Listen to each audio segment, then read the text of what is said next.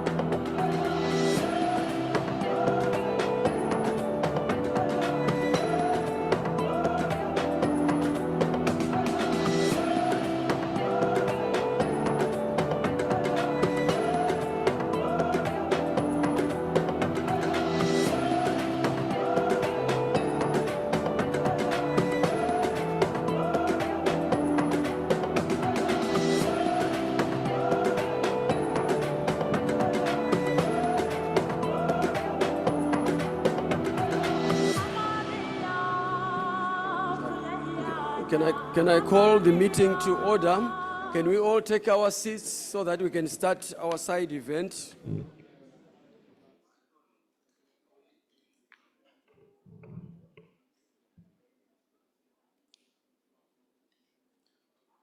Thank you very much. A warm welcome to you all, and thank you very much for managing to come so early for this side event, which may be one of the first side events of the day. This side event is on sustainable green financing mechanisms for Africa. The objectives of this event is to bring together technical experts from across Africa to discuss and share insights on the following matters of common interest. One, ongoing national and regional programs aimed at galvanizing green finance for enhanced economic development. Two, upcoming opportunities that require regional collaboration. Thirdly, other challenges hindering sustainable green financing at the national and regional level and possible solutions. So, we are all expected to participate actively to ensure that we extract all the knowledge, all the information that we require as we move towards ensuring that we become a green continent. I've got a team of panelists who shall be answering or talking to us also and sharing their experiences of what they've encountered, they are doing, and how also Africa could move towards greenness through green financing. To my immediate left is Ms. Jakarasi, Chief Director in the Ministry of Environment, Climate, Environment, Climate and Wildlife. And she's responsible for climate and meteorological services. Ms. Veronica Jakarasi, you can just show by raising your hand. On her immediate left, I've got Dr. Ngobizita Dube. He's a climate finance manager with the Infrastructure Development Bank of Zimbabwe. You can greet the participants. On his immediate left, we've got Dr. Paul Tanga, who is the head of data and analytics at the Alliance for Green Revolution in Africa, AGRA. On his immediate left, we have got Mr. Linus Mofo. He's a senior environmental affairs officer with the Climate Policy Center of the Economic Commission for Africa. And at the very end, we've got Mr. George Liria Adjei, who is the Global Director of Programs with the United Nations Children's Fund.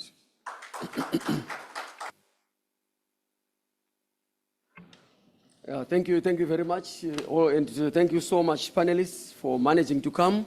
And it is really a pleasure to have such a diversity of experts who are going to be talking to us, sharing their experiences, knowledge, among other things. So, colleagues, the world is burning. For those who read the Bible, no matter which Bible it is, whether it's the First Testament of the Christianity or the original Bible, which is shared between even Islam and also Christianity, there are some prophecies that the world will end with fire. It will burn. And I think we are burning. Should we agree with that? We are burning already. This global warming that we are facing is no joke. Glaciers are melting. Forage for livestock is disappearing. Heat stress, heat strokes, changes in seasons, all these things are happening whilst we watch. But should we sit back and relax as we look? I think we need really to extend our lives here on earth. It may not be ourselves. It may be our children, grandchildren. But definitely, if we move in the same path, if we do not change our mindsets, if we do not change the way we are living now and move along a green pathway, then we are going to face demise. We are going to come to an end earlier than we would if ever we tried to do something. So here now, we have been growing on a brown pathway. Brown pathway, it means we've been responsible for emissions which are causing global warming. Emissions of carbon dioxide, methane, nitrous oxides, among other very pertinent greenhouse gases. And we've now started living even more comfortable because of the air conditioners, refrigeration. But refrigeration, air conditioners, they emit hydrochlorofluorocarbons, chlorofluorocarbons, hydrocarbons, among other very terrible greenhouse gases. These greenhouse gases, which are produced also by refrigeration and air conditioning, they warm the atmosphere more than 1,000 times more than carbon dioxide itself. So, as we live more comfortably with air conditioning and refrigeration, but what we are emitting into the atmosphere warms the atmosphere more than 1,000 times more than carbon dioxide. This is a green route that we are following. This is the brown route which we are following. Energy. Zimbabwe itself, almost half of our energy is derived from thermal power generation. And so how much emissions are we emitting? If we go to China, if we go to South Africa, which is almost 80% of their energy, is also from thermal power generation. Thermal power generation, whilst we emit carbon dioxide, we also emit methane gas from fugitive emissions, which warms also the atmosphere 21 times more than carbon dioxide. So we are killing ourselves. We are going along the route of a brown pathway, which if we do not do something, then we are going to be in problems. So how do we address this? If you come to Africa, the number one problem is climate change vulnerabilities and impacts. So what do we need to do? We need to adapt. So even when we go to climate change negotiations, you hear from the African voices that we want to adapt to climate change. We want adaptation to be given more money. We want at least from the Green Climate Fund, at least half adaptation and mitigation, but we are more on the adaptation side. But adapting to what? To the impacts of climate change, which we also need to address, because as long as climate continues to change, then adaptation costs will continue to rise. So how do we now transform, how do we transition from the brown pathway into a greener pathway? Definitely what is common there is finance. We need some green forms of finance, innovative forms of finance, really, to finance these new and upcoming innovative solutions to the climate itself. So today, we are graced by a number of panelists who are going to share with us experiences and knowledge on how they have been also involved in the greening of the economy. Greening of economies as well in the areas where they are operating. So our first panelist to speak, I'm going to be giving panelists a maximum of 5 minutes each, really, to say everything in terms of all the experiences in the one's lifetime, but within 5 minutes. So my first panelist is Ms. Veronica Jakarasi. Ms. Veronica Jakarasi is a Chartered Development Finance Analyst and an Interim Chief Director of Climate and Weather Services in the Ministry of Environment, Climate and Wildlife.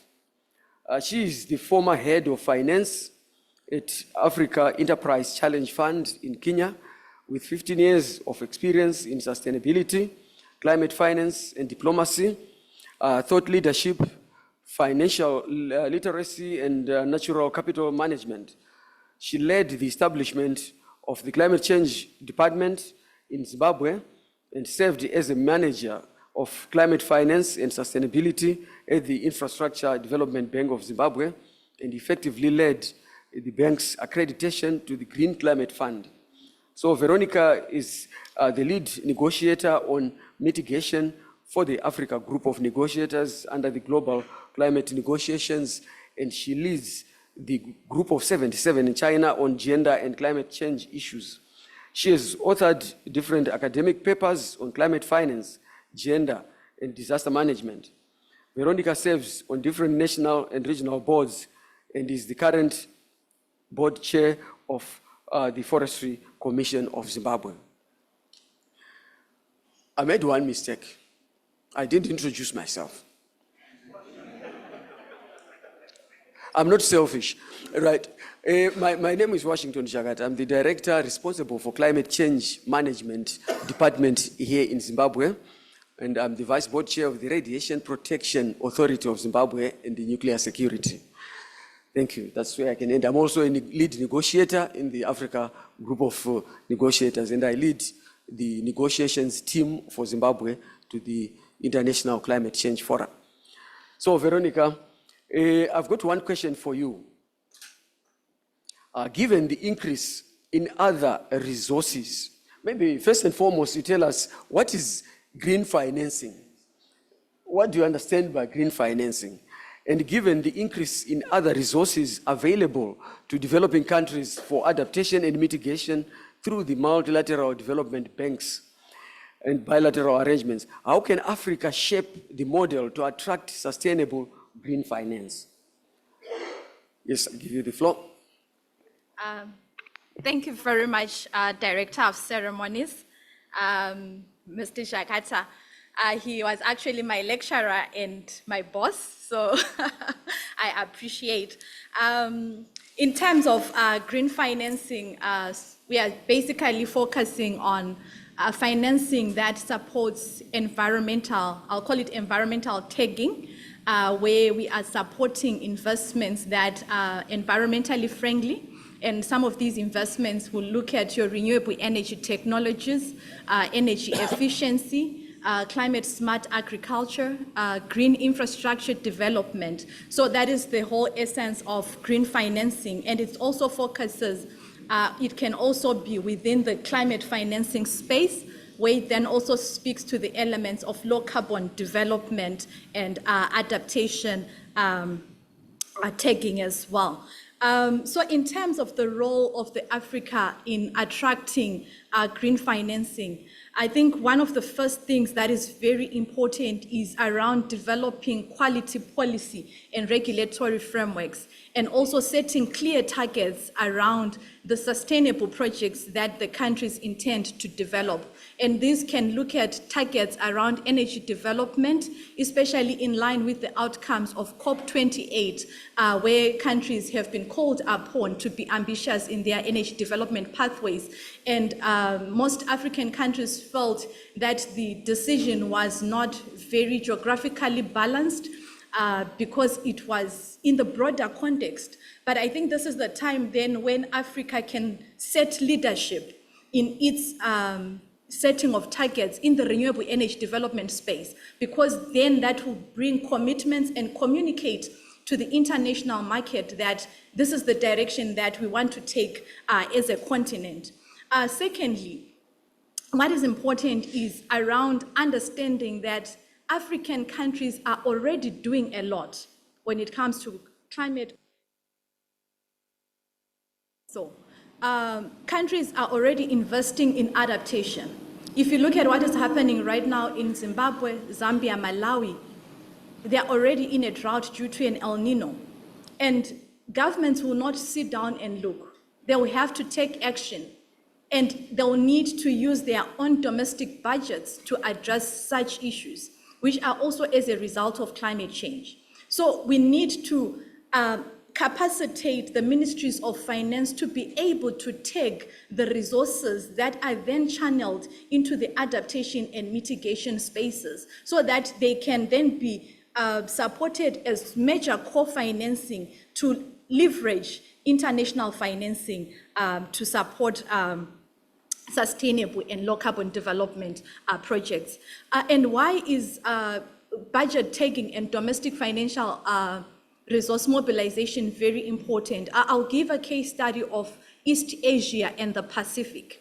If you look at according to the Climate Policy Initiative, if you look at what they have done is their climate financing or their green financing has largely been around domestic financing. So they set energy targets, they mobilized 93% of their domestic financing towards green development. And this helped them to grow their renewable energy portfolio by 70% or 70 times from within the last decade, which is very significant. So it is actually doable even for African governments. And I think this is what we can potentially do. But at the sub-Saharan African level, the level of green or climate financing that has really flown out from a domestic perspective is only 18%. But I believe we are doing more. So we should be able to be tagging how much of the resources we are using in dam construction for adaptation purposes. So what is it that is significant in terms of adaptation or mitigation or emissions reduction? And how much of those resources are we channeling to improve the livelihoods of our communities to be able to cope with the impacts of climate change? The other aspect that is also important, which Africa can also start leading in terms of supporting and enhancing green financing, will be around being able to establish green banks and green funds. And I think Zimbabwe is also taking leadership in that space, because the Infrastructure Development Bank of Zimbabwe has established a climate financing facility, which will also support in terms of mobilizing green financing, and the accreditation to the Green Climate Fund, which is also primarily a green and climate funding mechanism. So it is important to be able to actually strengthen some of these entities so that they are able to mobilize green financing both internationally and also leverage the financing from the private sector. As we already know that we need trillions, so how do we move from the current US 100 billion to the trillions that are required for just transition and required adaptation and resilience development? We have been calling for the doubling of adaptation financing, but doubling adaptation financing is not sufficient considering the disasters that we are already experiencing. So there is need for strengthening project preparation, looking at different innovative financing mechanisms, and also supporting public-private partnerships in terms of being able to share risk, being able to leverage international and private financing, and also being able to mobilize sectorial capital and also enhance project viability or bankability. So the role of the public sector is important to really support project development and mobilize additional resources. And the green financing is a new potential mechanism that the African countries can use to mobilize more additional resources, even in the lean capital markets that we have in the continent. And I think lastly, we need, as the African continent, to really have a roadshow around the African opportunities that exist within the green domain. And this will actually help us to be able to attract partners across our board. So investments, we talk about mineral transitioning, and critical minerals, and we ask, who are they critical to? So those are the critical questions that we need to create an African narrative in the green financing space to support such economic development and also implement green projects for the better future. Thank you. Thank you. Thank you very much. Thank you very much, Veronica. For those who have questions, please just jot them down. We shall come back after all the panelists have given us a full picture. Then we can now start entertaining questions. Right, so we've got green financing. We now understand where it's coming from, why we need it, and what Africa should do in order to prepare itself, even tapping into our own natural resources which are in abundance. But the banks should really play a big role in really being a repository of these finances. At the same time, they cannot just be accepting finances without being fully involved.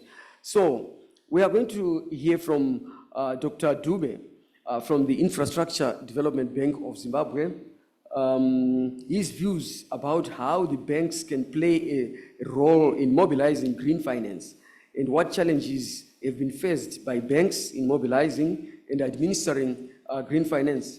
Dr. Dube is an economist with an interest in climate change management, environmental governance, livelihoods, and sustainable development. He's an all-rounder. He is passionate about poverty reduction, which he had contributed towards through several rural capital asset accumulation projects conducted with NGOs based in Zimbabwe. So despite his personal convictions on poverty reduction, he does not believe it should be eradicated at all costs to humanity. He wrote numerous reports and academic papers for international, regional, and national audiences. He supported the described personal passion and vision with numerous skills that he had gathered over the years.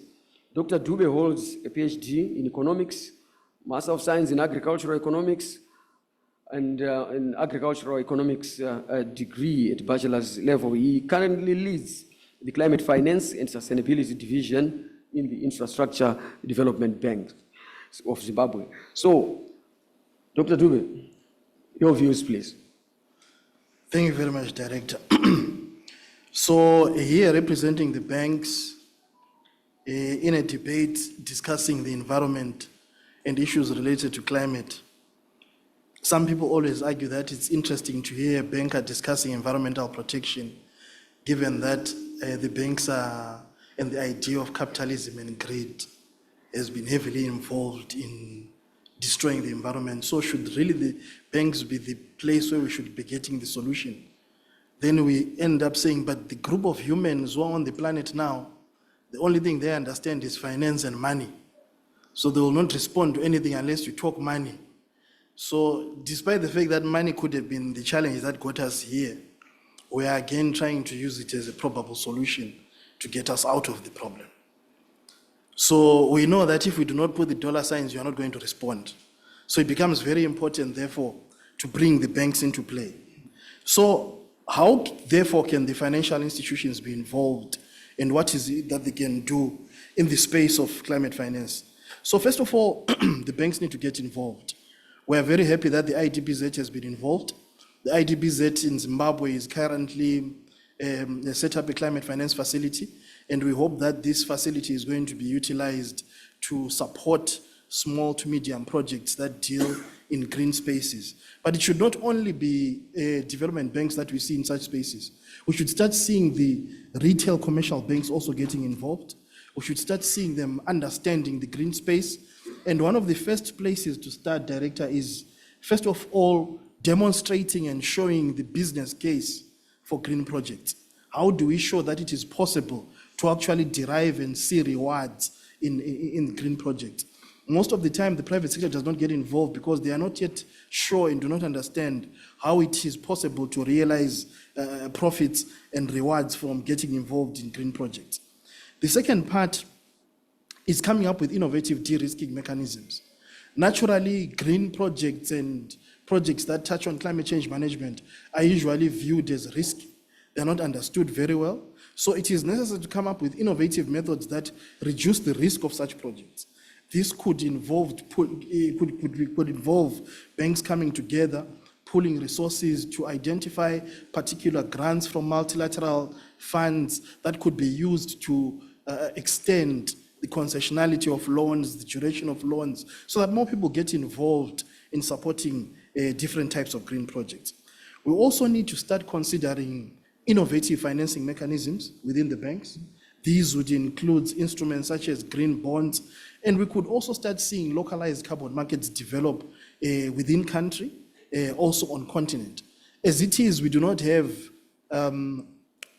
spaces or entities that can register and support the development of local carbon credit projects, that can verify local carbon credit projects. So we're overly dependent on spaces from outside Africa, outside our own countries, to come and actually support this. If we had our own Vera's South Poles, it would be much easier to actually support localized development carbon projects, which would extend the availability of financing even to the ordinary people and the ordinary communities on the African continent. It is also critical to start having the local banks all over the continent getting involved in multilateral development fund accreditation lists. In Zimbabwe at the moment, the Infrastructure Development Bank is the only one that is accredited to the Green Climate Fund. This is a multilateral financing institution that allows for concessional funds related to climate change management to get into the country. We need to have many more banks getting into this space. We need to have many more entities coming into this space, because this now allows concessionality to be extended to other spaces and many more players within the country. So I think for now, yeah, I'll stop there, Director. Thank you very much, Dr. Dube. I think we are getting it that there is need for innovation in terms of getting to design models that will provide and make it possible to attract financing. Thank you very much. Access to this multilateral financing requires quite a lot of hard work. I do remember when we wrote a project for 3 years to attract financing from the Green Climate Fund here in Zimbabwe. It took us 3 years. And at one time we received a book of comments, a 65-page book of comments from the Green Climate Fund. But we just had to continue with it until we managed to get $26.6 million for a project that is ongoing right here in Zimbabwe. So access to these funds, multilateral finance, requires effective conceptualization of the projects to be financed, informed by research, which is supported by data.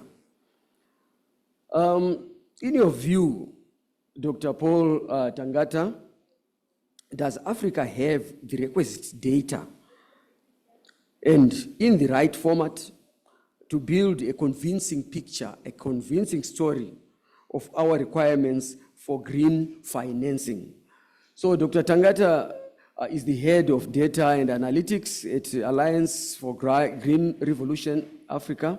He is an agricultural economist with over 20 years experience. He leads a team responding to demand-driven government requests for timely data-driven, evidence-based policy support.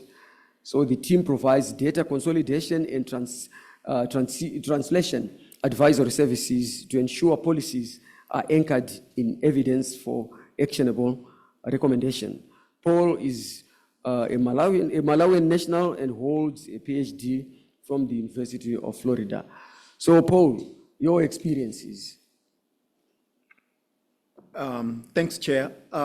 Before that, allow me to thank the organizer of this meeting. It's the first time I've been part of eminent people in this meeting, and thanks the ES, the Minister and your team for discussions the past 2-3 days. I learned a lot, and it made me think, what are we doing in the agriculture sector? But the terminology that have been used are basically the same. We are all looking at people.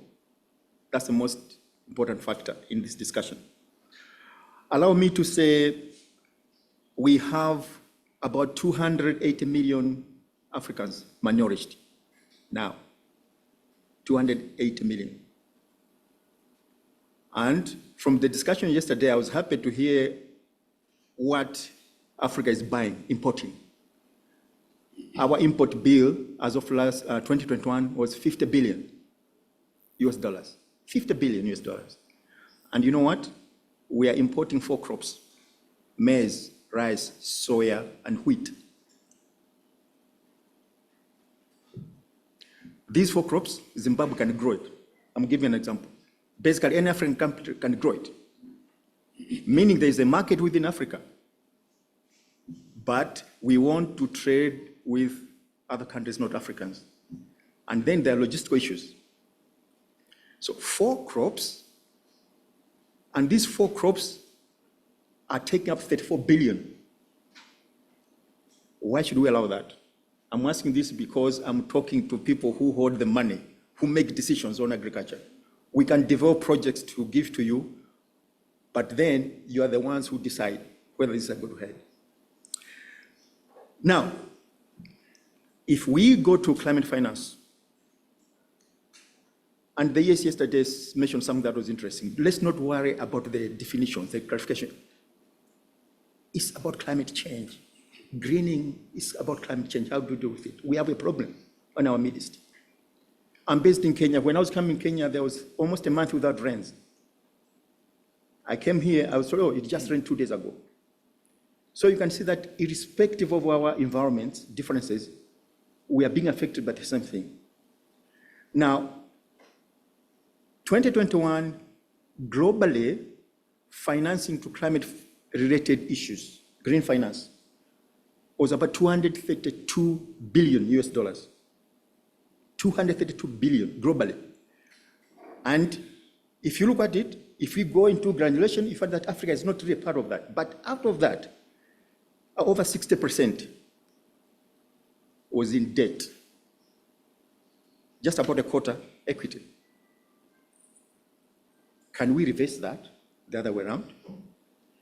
Debt is unsustainable for Africans. Now, we have opportunities. Our governments can fund these things, but they need to fund issues that are helpful.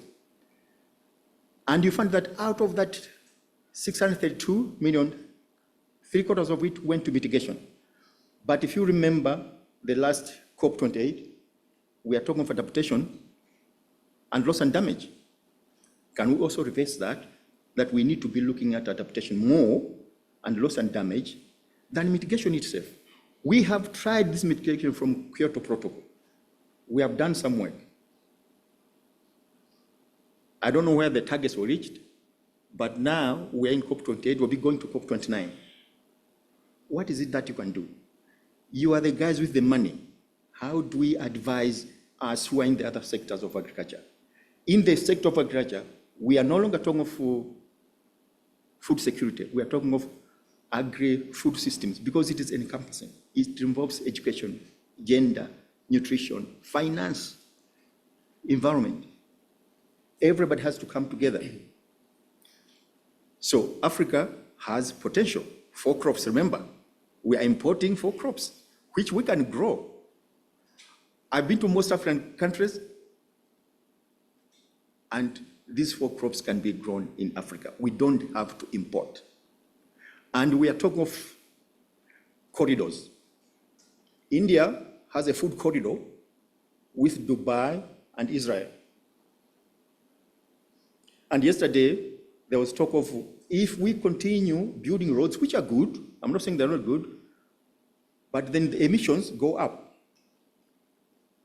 Shouldn't we be talking of processing at the country of origin and export value-added products? What India has done is just to bring the companies from Israel, from Dubai, to start processing within India, and then export food. We can do it. We have the potential. Now, when it comes to data, Mr. Chair, Africa has the data. I work in most of the countries, and Africa has the data. The issue is that the data is in different ministries. You have Minister of Environment, Minister of Finance, Minister of Agriculture, Minister of Labor. The data is in the country. It just takes time to bring them together. And I may add that we have the skills. We have Africans who are able to develop these climate change financing models. The problem, again, is that they're in different ministries. And also, it depends on how you want to define capacity. Most of us watched the AFCON. Most of those players are playing in Europe, Africans. Minister of Sports bring them back home to support them. Can't we do the same? Bring our guys from diaspora to help us when we need them. So Africa has the capacity internally, and I believe if Zimbabwe has the capacity, It doesn't mean that Malawi, Mozambique, Zambia doesn't have capacity. Why not take a Zimbabwean to help these countries and come back home? If we are talking of regional integration, let's also integrate our capacity. We cannot be talking of capacity when we know country A has the capacity to help country B. And I think at this point, ECA has the powers actually to bring us together so that we can support each other in the countries. So we have the data, we have the capacity, we can do it better. Thank you very much. Thank you so much. We've got the capacity, we've got the information, we've got the data. So it means we can conceptualize our projects, programs, so that they attract the green financing that we require. But really, whom are we working for? Because myself, I see myself right now, when I go to work, even I'm working for my children to come to finish their school now. I no longer am working for myself. I think I can even have my small amount of food on the table every day until I die, because the years are now reduced. But there is a gap between those who are discussing these issues and those whom we are working for. I think the impacts of climate change are said to be heavy on the women, like in Africa here, youths, children, vulnerable groups, among others. So where are the youths? Where are the children? Could I have, by raise of hands, anyone who calls oneself a youth here? I've got one. The rest, I think up to 35, I don't know, maybe. I can stretch it to 35. How many are here? Just imagine, there is only one at the back. And we are all discussing their fate, their problems. So, are the youths given the space to play a significant and visible role in greening the economies of the world? I think to have some insights into this, we have got Mr. George Eli Adjei, who is at UNICEF, who is the director of programs at UNICEF. Mr. Adjei is a holder of a PhD from the Faculty of Economics from Erasmus University in Rotterdam, and is the director of UNICEF Program Group. Since joining UNICEF in the year 2000, he has seen it all. Mr. Leah is served in various roles at country, regional, and headquarters level, including regional director for South Asia, director of evaluation, deputy director responsible for corporate strategy, deputy representative, and chief of social policy. Before joining UNICEF, he served as a senior analyst for the Planning Commission of Ghana, engaged in part-time university teaching, and worked with community groups on integrated development. He also provided advisory and research services in several African countries, India, and the Netherlands. He has entrusted considerable effort in improving policies for children and their implementation throughout his career. He has led the drafting of various policy instruments in many countries and coordinated the preparation of the UNICEF strategic plan. He is the author of 2 books and several articles in peer-reviewed journals on various topics, such as inclusive education and children benefits and COVID-19 impacts on vulnerable population groups. So, Mr. Adjei, there was my question. Where are the children? Where are the youths? Are they being given space? Are you happy with the gathering here, where the youths are not there at all? Who is going to impart that knowledge which we are going to be really discussing here? And is it really reflecting their concerns and interests? Thank you very much, Washington. And I'm very happy to be here. When you were reading, I was saying that when the organizers ask for your bio and you don't pay attention, your PA will send everything out.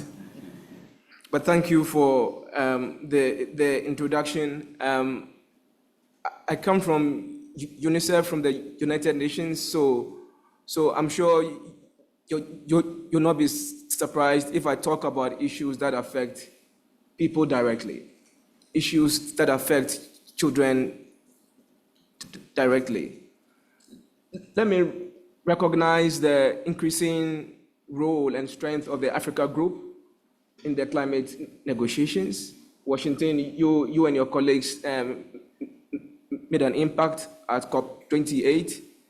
And through your work and the work of other groups, we were able to, for the first time, secure a decision to have the needs of children and young people, the specific vulnerabilities that children and young people face, discussed in Bonn in June, the coming June, at the SB meetings, and hopefully in Baku at the end of the year, we'll be able to have a clearer way forward. So why children, why young people?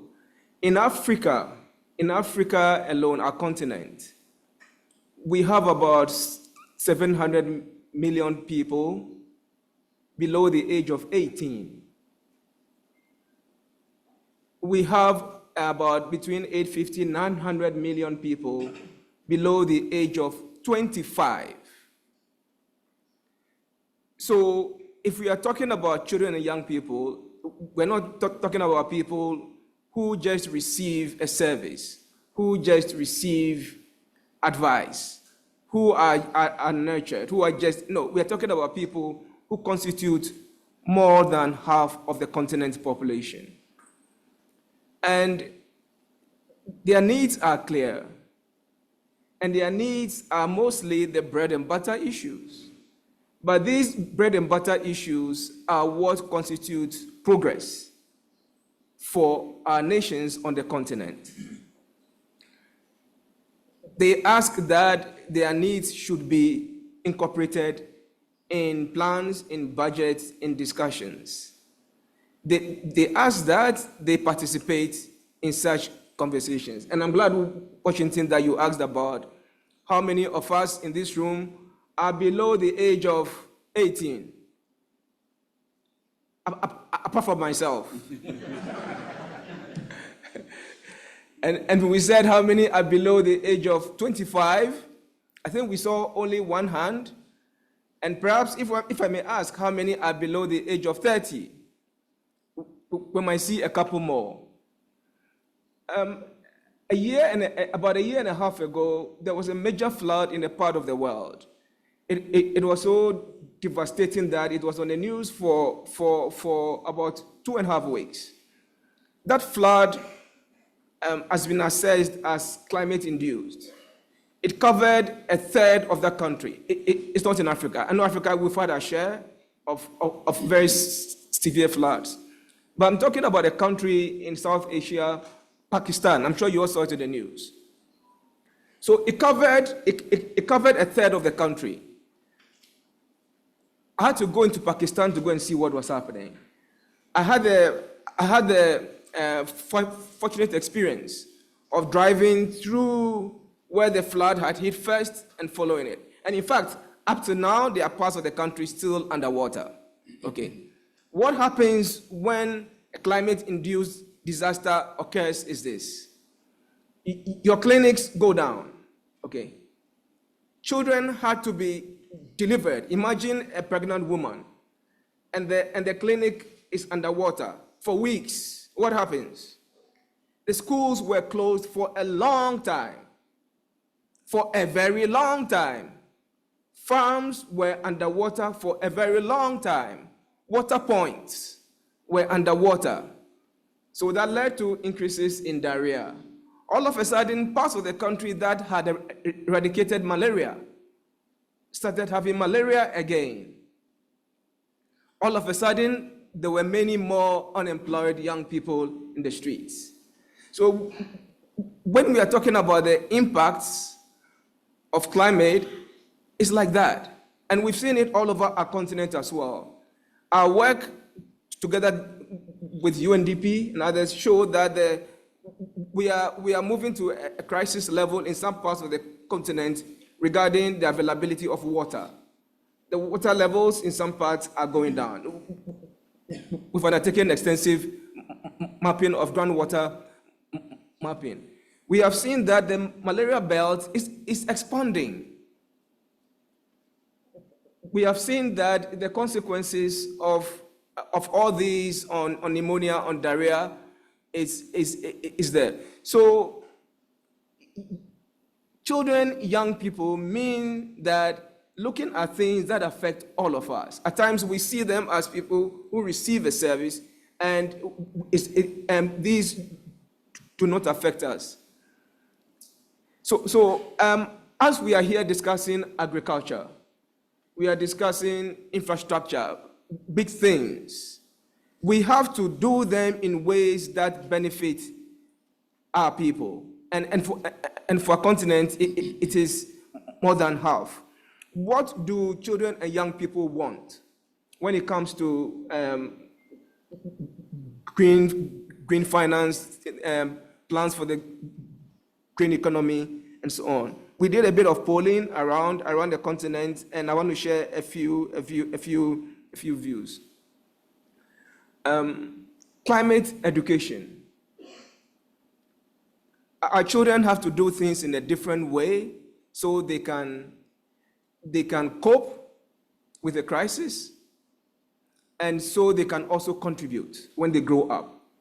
So if you are here, your school system, a little investment in your school system in the way the curriculum runs can help with that.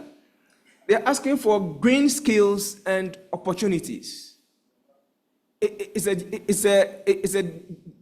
different way of growing economies now, and we know that if you want to succeed in future, and they want a piece of it. But the kinds of skills they need now will be different. They want skills to be able to, a lot of our cities, if you look at our cities in Africa, for some cities, about half of them are high density, poor, squatter settlements. And it's due to a lot of factors, history, migration, and so on. Many of these sit on marginal lands, okay. And it's because of affordability, it's because of the town planning laws and so on. It means that when there's a problem, they receive the impact first. So, and that is where the largest population groups are. You find that fertility is highest in some parts of town. Young people are calling for attention to where there is the likelihood of your community disappearing. So that means that we must work with them, train. If you go to some countries that see increasing sea levels, they have community groups that know how to respond before help comes from the government. Help always comes from the government, but the government has to organize itself. So the first line of defense is the community. And they want to be trained, to be equipped, the young people, to be able to help families when a disaster appears. Lastly, the young people are hearing of big things. Loss and damage fund, this finance, and they don't see their communities seeing a piece of it. So I think globally how we join hands to ensure that the money goes where it's needed. But they would like to see more ambitious commitments from governments about the things that they care about most. And again, it's health. Again, it's education. It's skills. Again, it's water. It is not too much. So as we think about how we grow our economies now in this age, we would like you to keep this in mind. In UNICEF, we are joining hands with a few partners on an idea, and it's gaining momentum all over the world. especially in Asia and Africa in some parts as well. We call it youth-led action. It's a brand for it, Green Rising. And all we are doing is this.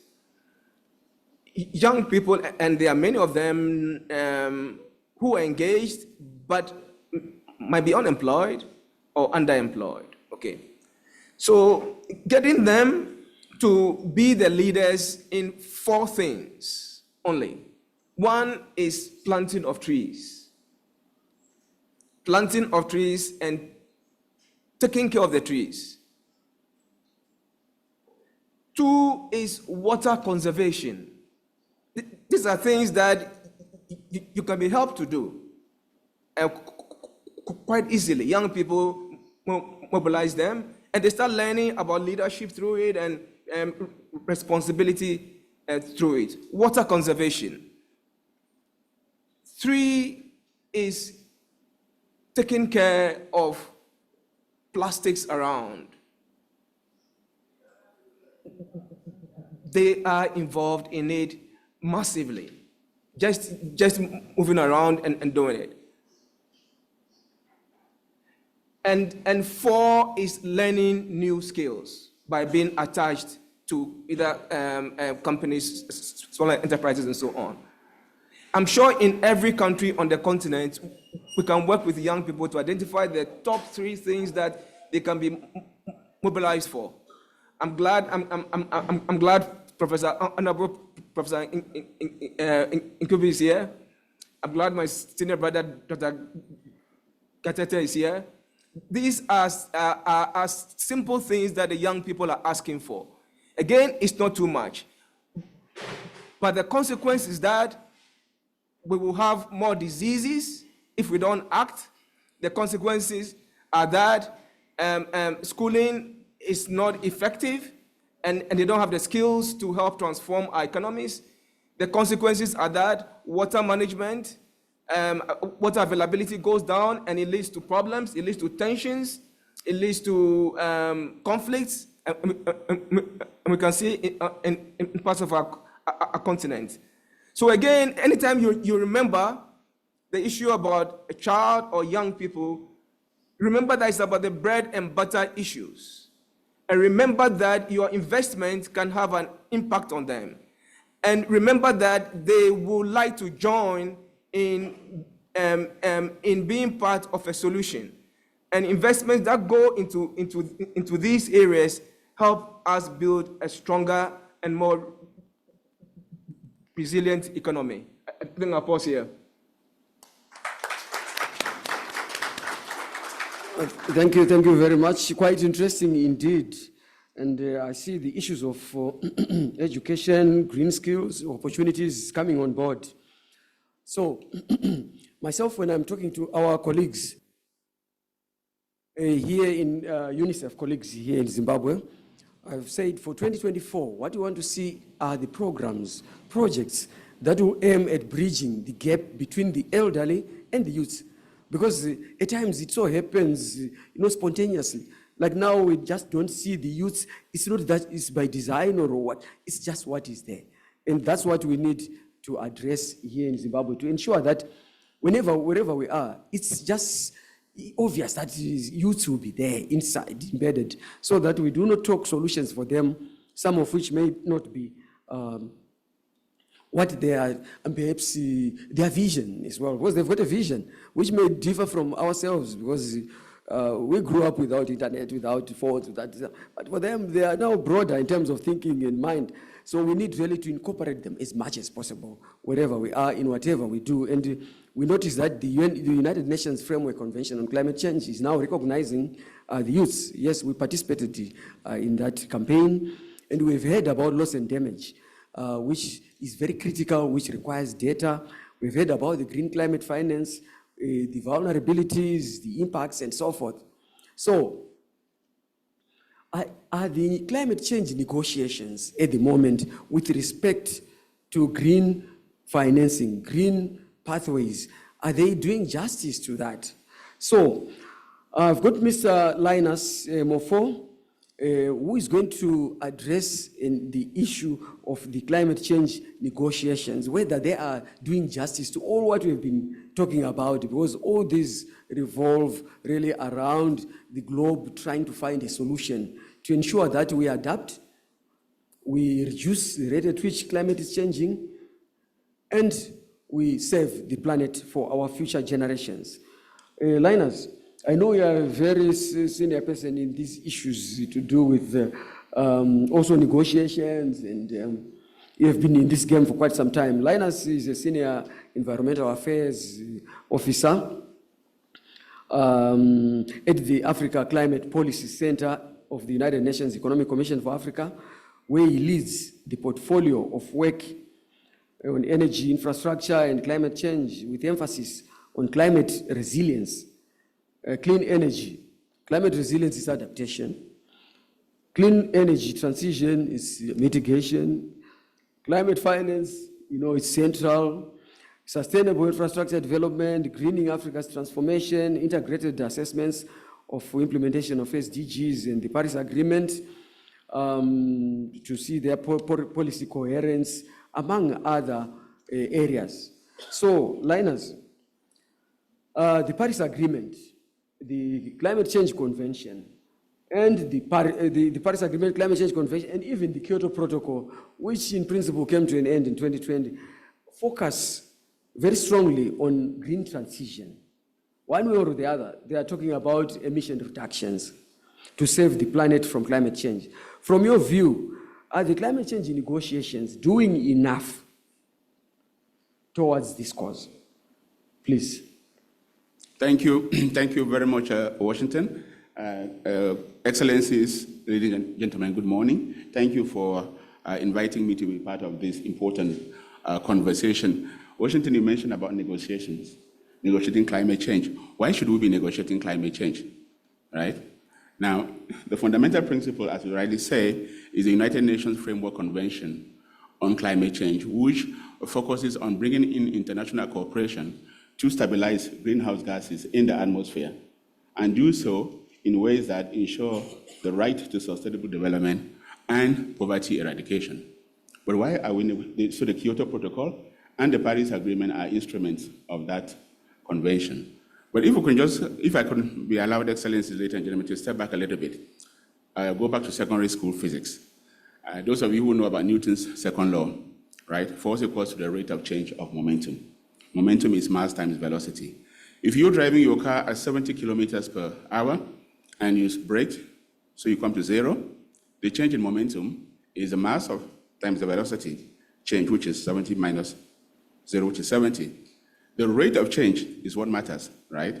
So if you brake your car, let's say over 5 seconds, the people in your car and yourself, you feel comfortable. If you brake in 1 second, you have the force, people go out. So the whole idea of the convention was to say the rate at which we're pumping greenhouse gases into the atmosphere is beyond the rate at which nature can deal with that. So we need to negotiate the rate at which we pump these gases. So the first instrument, which was the Kyoto Protocol, basically put the responsibility on developed countries because it is the recklessness of developed countries that caused these emissions that the nature could not cope with. And so it was developed countries who were obliged to do emission reductions so that the atmosphere can stabilize, and developed countries were encouraged to be supported in that process and to do adaptation and resilience.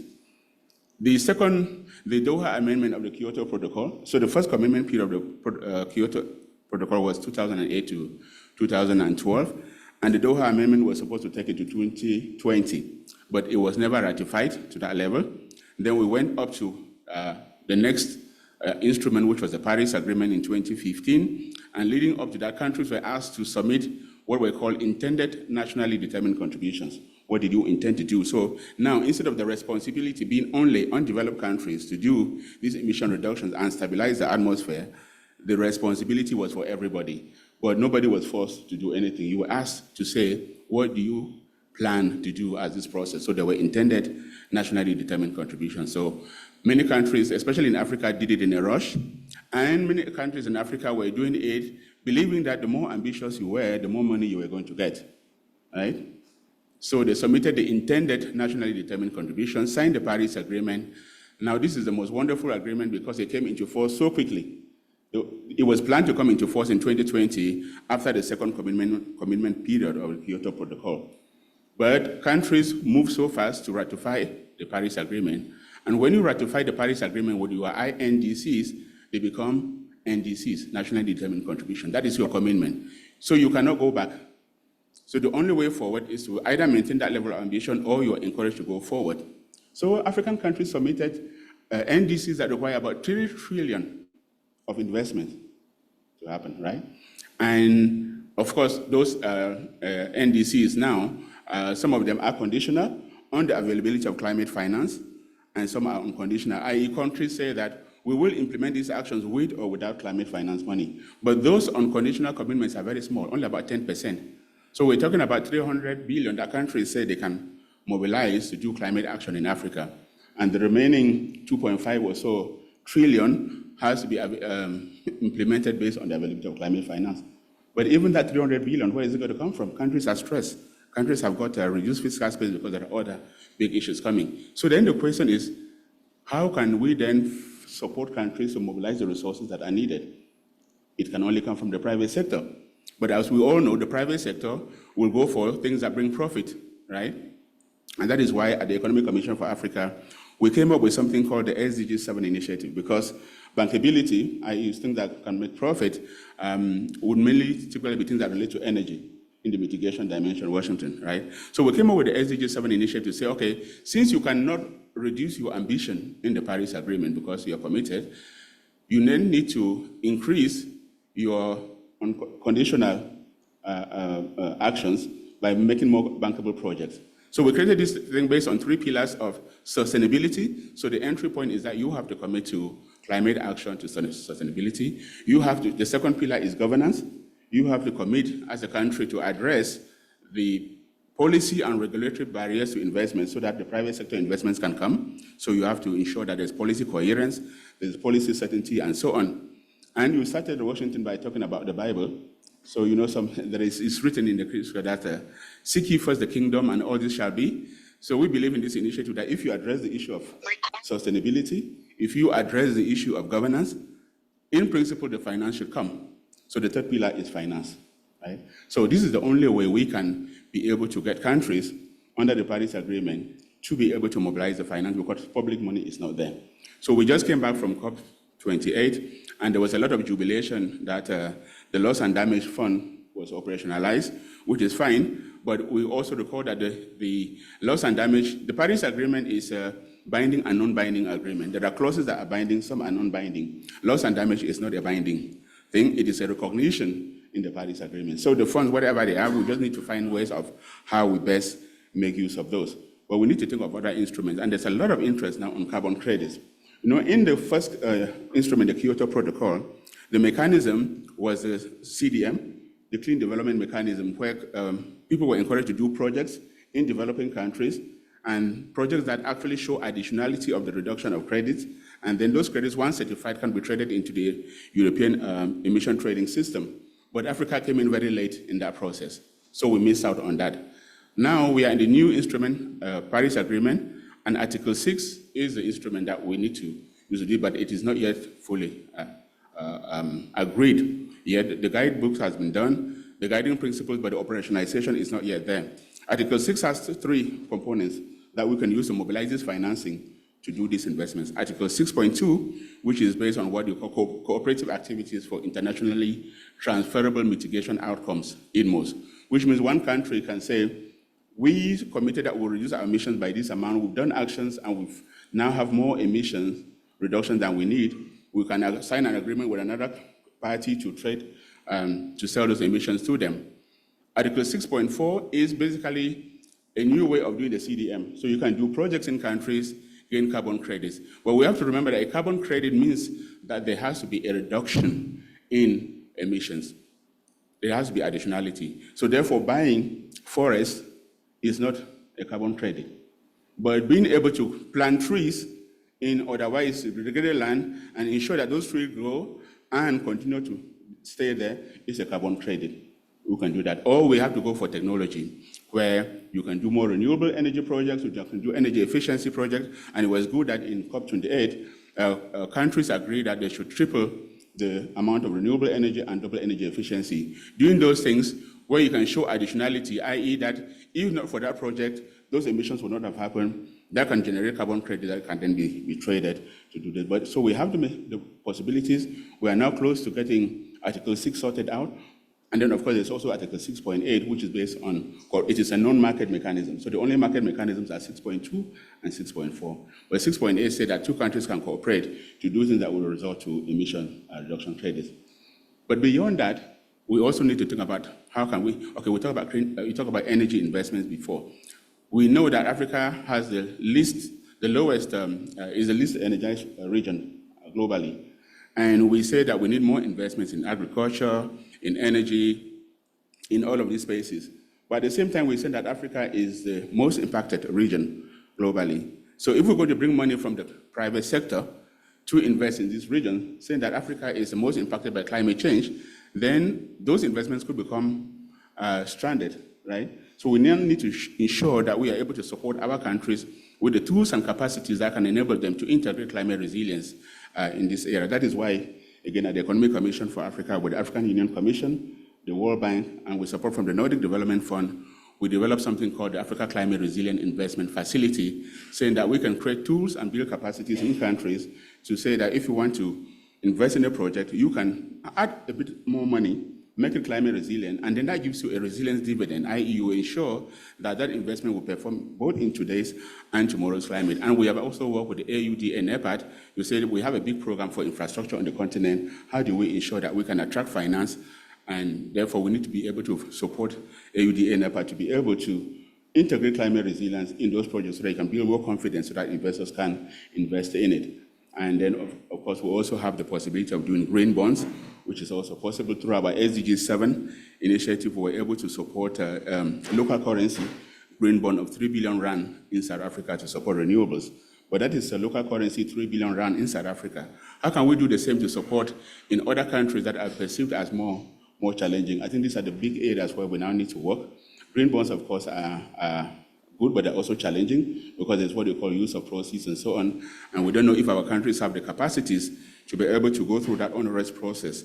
So there's a big shift now looking at maybe sustainability-linked bonds, so bonds that you don't have to go through that onerous process, but overall they are geared towards supporting investments in these areas that address climate, address green transitions, and support poverty reduction. But there is still a lot of work that has to be done there, and we are working strongly at the ECA, including through our innovative finance section, to see how we can support countries with dealing with these innovations, new and emerging ones, and most importantly, how do we mobilize our own? I think one of our colleagues mentioned about domestic resources. How do we mobilize our own local capital to invest? Because if we're investing our pension funds, our sovereign wealth funds, we're investing them in, let's say, treasury bonds in the US, and then we're asking a US investor to come and invest in Africa, it means you're already sending a signal that you don't even have confidence in your own investments. So we also need to see how do we mobilize regionally, nationally, to invest our own capital so that we can boost that confidence.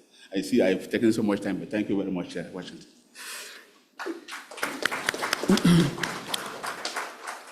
Thank you very much, Linus. You didn't take too much time. It's only that time is finite, So, but otherwise, we really appreciate your full contribution. Now, I would like to open the floor just for questions, just for 5 minutes, before I go into the second and final round of small questions now that will require just a minute of interventions from our panelists. But before I do that, I would like to recognize the presence of our host minister, the Minister of Finance and Economic Development and Investment Promotion, Professor Mtuli Ngube, who is seated right in front of us here, and the Executive Secretary of UNECA, Mr. Gatete, who is also here, and his deputy, Mr. Pedros. Yes, thank you very much. Now, I would like just to open the floor. I'll just go one time this side and one time that side. Then we have the answers, and then we move to the second round. So I'll start with Mr. Gatete, the Executive Secretary for UNECA. Please, let's have the roving mic right here in front. We need it right here in front.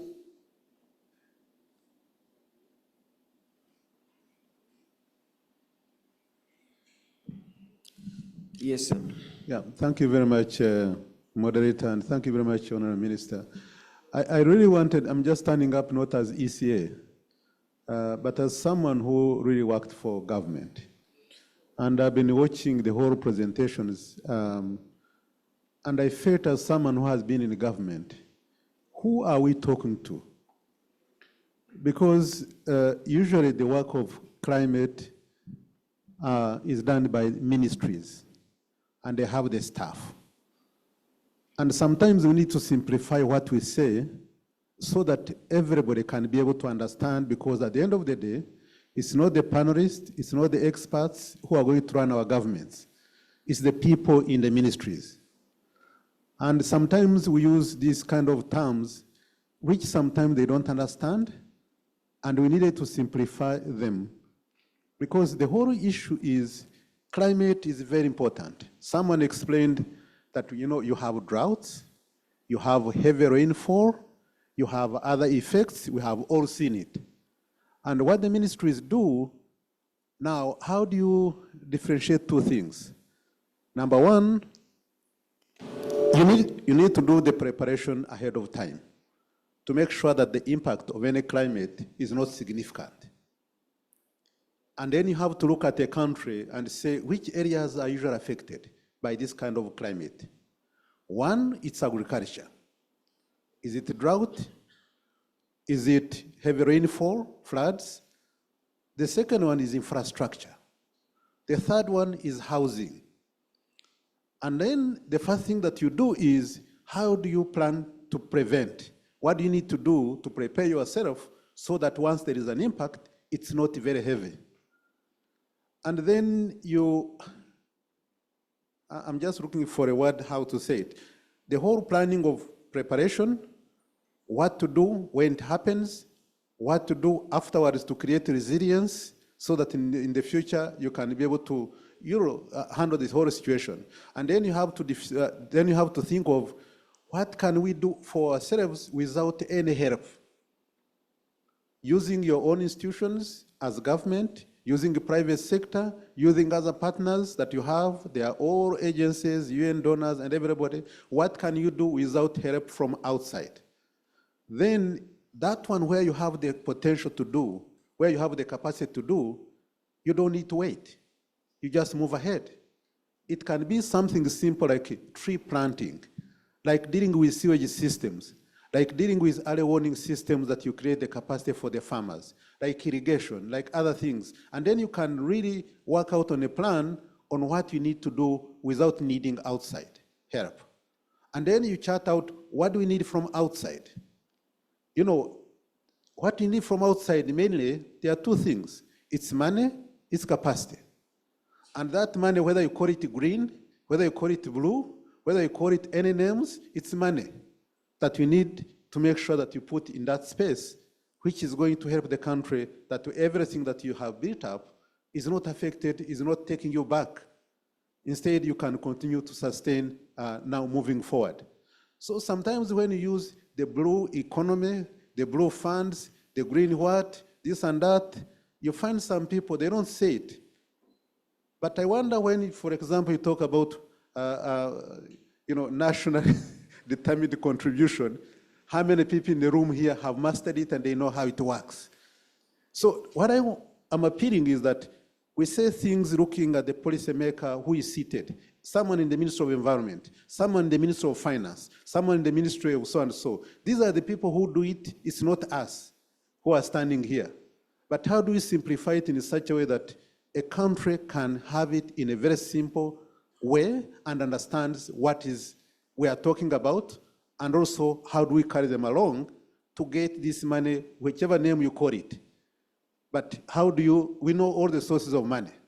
We all know from our budgets, we all know from the international financial institutions, we all know that because from the time we started the COP, now we are 28, there has been talking about funds, 100 billion, a lot of billions. But how much of that money have you got from those kind of billions? The issue is, how do I get this money? That's what someone sitting in the ministry is looking for. Can you help me that the billions that you are talking about, whatever it is, and in whatever form, how do I get a piece of that money for my own country, for the activities that I have laid down that, that they are planned. Some of them I can handle, others I can't. I need more support from outside. But how do I get it? So what I'm appealing is, how do we simplify it in such a way that a policymaker can be able to understand it? That's what I wanted just to say. Thank you so much.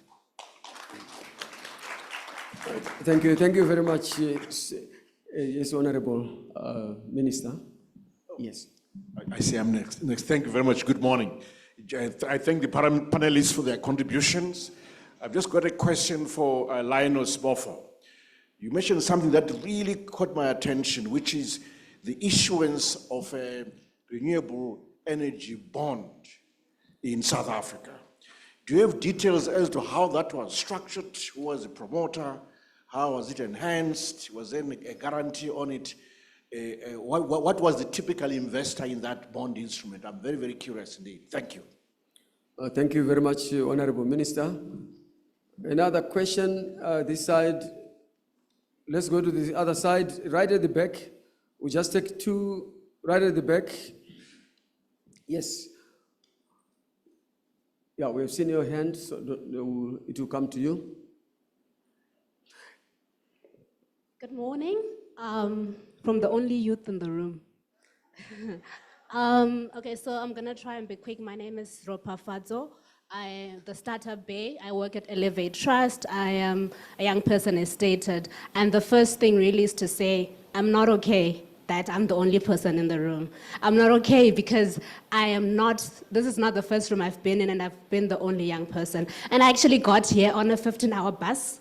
I had to fund myself to be here because I thought this is really important to be present. So when we create policies, because I commend the ECA, you could register online, you could just come through, but then you need to have enabling policies to really make sure that the young people are present. But I'm not just here to try and stand out about that, but to also ask questions. The second thing I wanted to also mention is the impact of having young people, and I'm 28 by the way, so I'm not actually really that young. I'm quite old.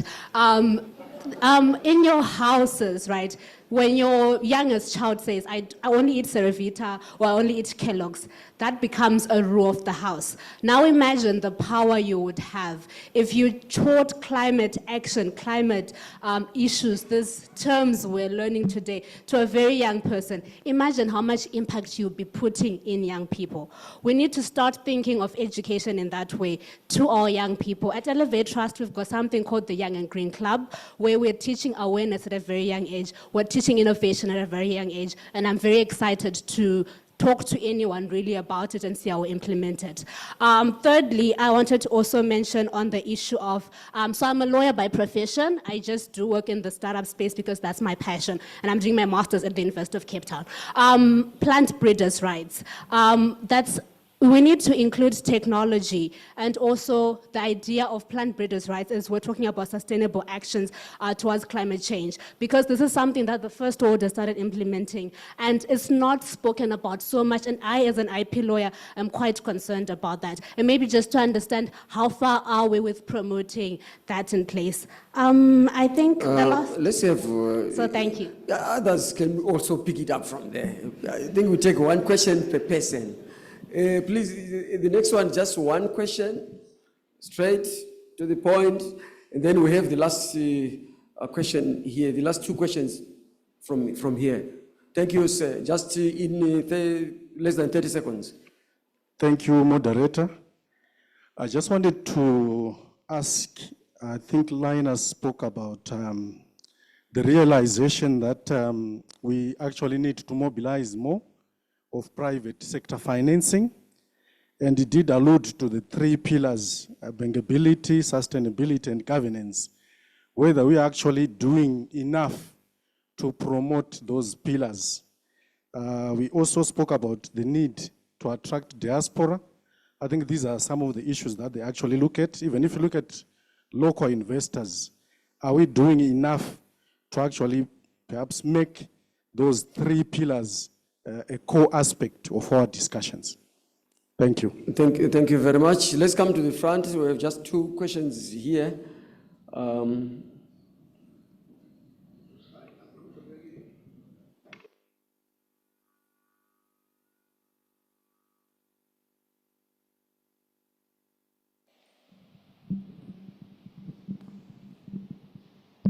Yes, I say I'm from Equatorial Guinea. My question is, how do we identify the projects, the sustainable project, I want to say, so that we can attract climatic financing? And how do we make sure that the money that is given to finance those projects is not diverted to other projects? Thank you. Thank you very much. The last question? Yes. Oui, merci, monsieur le modérateur, pour la parole. J'ai quelques préoccupations. Just a minute so that people can put the... C'est la République démocratique du Congo. Just 1 minute. La finance...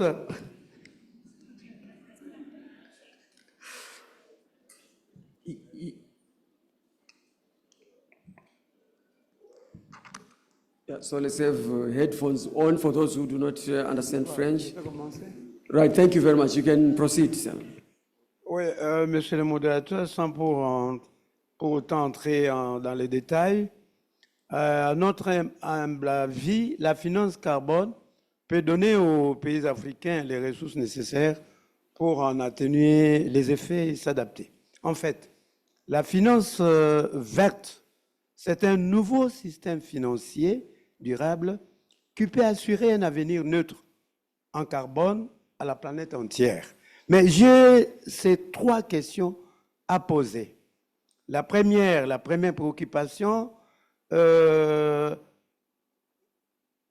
quels sont les instruments de mesure pouvant servir à quantifier, je dis, quels sont les instruments de mesure pouvant servir à quantifier la quantité de gaz échangé entre un écosystème et l'atmosphère? La deuxième question, quelles sont les initiatives à entreprendre pour augmenter la finance verte en Afrique? Et la toute dernière, la troisième question, quel est le bilan carbone de l'Afrique en vert? Je vous remercie. Thank you very much indeed for your questions. Colleagues, just in less than a minute, you can address each and every question that is aligned to your area of discussion. I think I'll start with Linus, because that's where you had the first question from the Honorable Minister. Then we go to other colleagues. Okay. No, thank you very much, Washington. Thank you, Excellencies, for the questions. Yes, you are absolutely right that we need to think how we communicate climate change and its impact, and to be able to get the financing that is needed. You know, when COVID happened, because we've been asking for 100 billion a year for over 10 years, it's not coming. When COVID happened, the money came, 20 trillion just showed up and we were able to do the action. And people were saying, because maybe we don't know how to make climate change look like a spooky virus that scares people. And so we're not communicating it in a way that will make people be scared enough to put the money. So I fully agree with you. We really need to work on how we communicate climate change, its impact, and what has to be done properly. Honorable Minister, about the green bond in South Africa, it was a bond that we facilitated through our initiative between the Pacific Investment Management Company, PIMCO, and the Development Bank of Southern Africa. And of course, the terms remain confidential between them. So, but I'm sure maybe your counterpart in South Africa may be able to give you more details of the deal. But I think we felt that it was a very important thing to be able to do a local currency green bond, especially when you're going to be investing, and especially currency exchange rates and so on. So, but that is all I can say. And I agree with the colleague about the working on the pillars. And you mentioned the diaspora. Again, this is a very important thing. Imagine 10 billion Africans, $100 put in a trust fund in Afrexim, AFDB, whatever. That's $1 billion a month. That's $4 billion a year. That is a lot of money that we can use to invest. And then on the colleagues about the projects, you're absolutely right. The Deputy Secretary, Madam Amina, she was very concerned that when she speaks to the financiers, they say they have money. When they speak to the countries, they say they have projects. He said, okay, let's do regional roundtables and bring the G funds, the Global Financial Alliance for Net Zero, and the countries to see how we can do this project. So we're working now in the region to try and package projects to create a pipeline, because they say they need a pipeline of good bankable projects. We've been working with AUC and other partners to do that, together with the high-level climate champions, which is the part of the Paris Agreement that is focused on bringing the non-state actors, private sector and civil society together. We're working on that to drive this agenda about bringing a good size of bankable pipeline projects so that they can attract the funding. And then the colleague talked about measuring climate finance and its impact. In fact, climate finance flows to Africa are still very low. The UNEP adaptation gap report showed that globally we only had about 30 billion of financing for adaptation. Africa had about 11 billion, which is still very small. Investments in clean energy, we need trillions. We only have a few hundred billion, less than 2% and so on. So we need to find ways of how we can make these monies come. So thank you very much. Thank you very much. Mr. Laria Ajay. Yes, thanks very much. I'd like to take advantage of the opportunity that Dr. Katete has given us. So if you are from the Ministry of Finance here, or you are a Minister of Finance here, I'm not looking that way. If you're a Minister of Finance here, in your budget every year, you must have a pot for emergency preparedness. You must have a contingency pot that helps you to respond.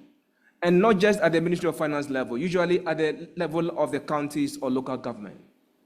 That is the area where we can respond quickly. You must also think of innovative ways of raising additional funds. I think there are examples of innovative financing. We have one, a kind of parametric insurance, where we get some partners to buy into bonds that finance communities when a crisis hits. So when a crisis hits, every family in the community gets a certain amount of money to help it recover quickly. But all this has been prearranged by a partner who helps them purchase a kind of insurance. Secondly, on the line budgets, if you belong to Ministry of Education or Health here, you must build your schools in a different way now. Attach a solar panel to your healthcare facility or your school. Build higher level, and the line budgets that come for approval must be viewed in that sense. We must have, I think Kenya is a good example, and I know Zimbabwe is going to do that as well, a fund that helps young entrepreneurs to go into green enterprises. So that the way we subsidize large multinationals, tax holidays for 10 years, 15 years, they can repatriate every profit. We must have a similar scheme for young people where we help them go into the green sector, training them, equipping them, and in a way, if possible, subsidizing loans as they come up. If you're a banker here, your lending requirements have to take into consideration the risks that come with young people. I would like to thank you so much. Unfortunately, in the next 10 minutes, we have to vacate this room.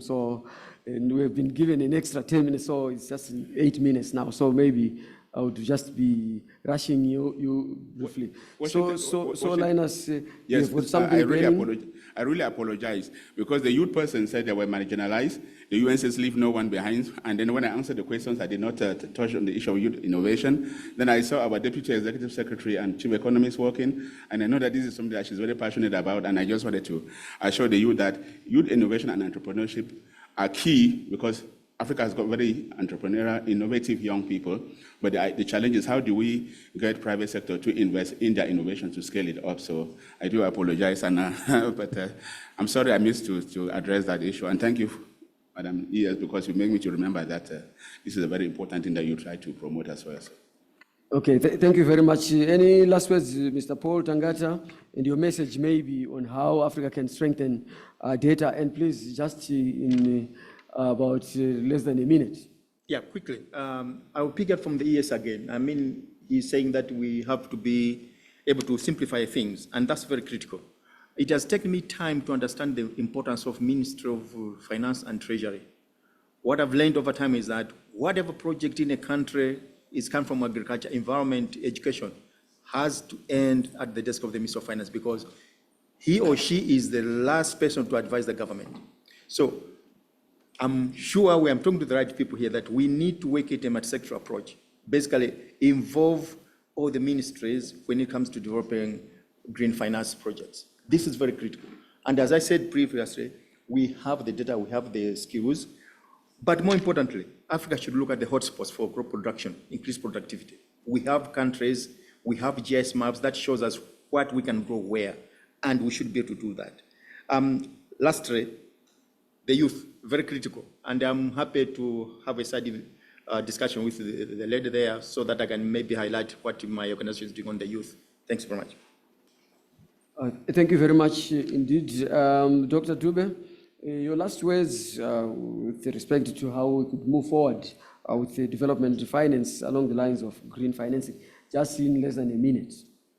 Thank you, Director. So I think, first of all, to highlight that it is very true that we need to simplify the language so that everyone understands. There are multiple financing platforms, but they need to be applicable and everyone should be able to reach them. And you should have methodologies of actually translating these and making them alive to everyone. We should also prioritize local financing. I'll just highlight that particularly to the youth. At the IDBZ, we're going to be moving ahead with the Climate Finance Facility, and we're going to prioritize supporting and streamlining programs and projects that touch on the youth. Regarding the question that was asked on ecosystems, there are different methodologies for calculating the emission levels of different ecosystems, and we can always show these and ensure the amount of carbon dioxide sequestrated by different ecosystems. So I think the key message is we will be supporting the youth, and we hope that through the CFF we'll be seeing this. Thank you very much. Ms. Jakarasi, your last words, especially with respect to development finance institutions, their roles beyond just providing finance. Green finance. Thank you very much. I'll also respond to my colleague on how we can increase green financing in Africa. I think the role of the DFIs will be very important, especially from a perspective of mobilizing capital, both public financing, international financing, and leveraging private sector financing. And this can be done through risk mitigation methods or providing de-risking tools, especially cognizant that we have a lot of innovative technologies that are coming up, but they could potentially be high risk and the private sector may not be willing to take them. So providing risk mitigation for those in early stage where you then talk of your entrepreneurs is very important, especially being cognizant that the small and growing enterprises are probably 90% of this, Africa's industry and development. Then I think the issue around establishing information hubs, I believe we need critical data centers because investors can come either into Zimbabwe or into Africa wanting to invest, but they begin to look for investable projects and they don't find them. So we need to have a place of entry point where we can find those projects with clear return on investments and clarity in terms of the environmental and social safeguards and impact benefits. And I think also the issues around impact investing really come in handy to then really have a clear tagging of the projects that we are implementing. And of course, lastly, the issue of research and development, technology transfer, and as well as capacity building. So there was this narration that money is a trust game, but the question is, should we bring the people down and make the methods easy, and then we can't account for the monies, or should we take the people up so that they understand the importance of accounting and transparency, and then we are at par in terms of accessing and accounting for those monies. So capacity building also comes very important. I thank you. Thank you very much indeed. Let's have a round of applause for our panelists. I see there's just one roving mic, one burning issue from our colleagues just behind. Yes. Burning indeed, burning indeed. I'm Miranda Tabifor, the UNFPA representative in Zimbabwe. We spoke so much about the young people and the key role that they have to play. Who is going to speak for the mothers and the young girls? And Veronica, as a gender specialist, a gender advisor, a gender champion, we were expecting some recommendations targeting our mothers, targeting the women. You're talking about smart businesses. We should involve the women also in terms of ensuring that they have a key role to play to address the climate issues we're addressing. That's what I want to say. And in terms of data, data is very critical. For us to address the issues, we'll look at the data. How is the climate issues affecting the protection issues of our mothers and the young girls? That is what I want to say. It was really burning indeed, and I think you agree with me. So put it in the recommendation that we consider the women, we consider the protection issues, and involve them in the smart, green, or blue that we're talking about. All of these. Thank you very much. Thank you very much indeed. And colleagues, I think we've come to the end of our side event, and I think the points that are critical are that we need really to ensure that we've got a safe environment as we move into the future. We have to reduce our emissions. We need green financing to finance green projects. We have really to come up with bankable projects also, which can attract foreign financing. And okay, so maybe there's one last word as well from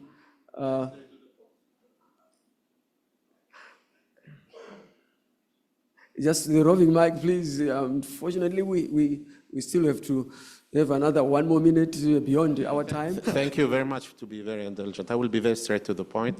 Jamal Grib, Director, Economic Development, Integration and Trade at the African Union Commission. My point is the following. Let us be very practical, very pragmatic.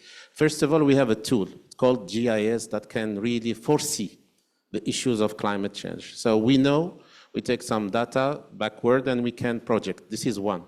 The second issue, and we need to be very frank among all of us, when it comes to the quality of the project, when I have the chance to work at the MDB, insurance, and of course, project, the issue is not to have only the bankable project. The issue is to underwrite the risk of those bankable projects.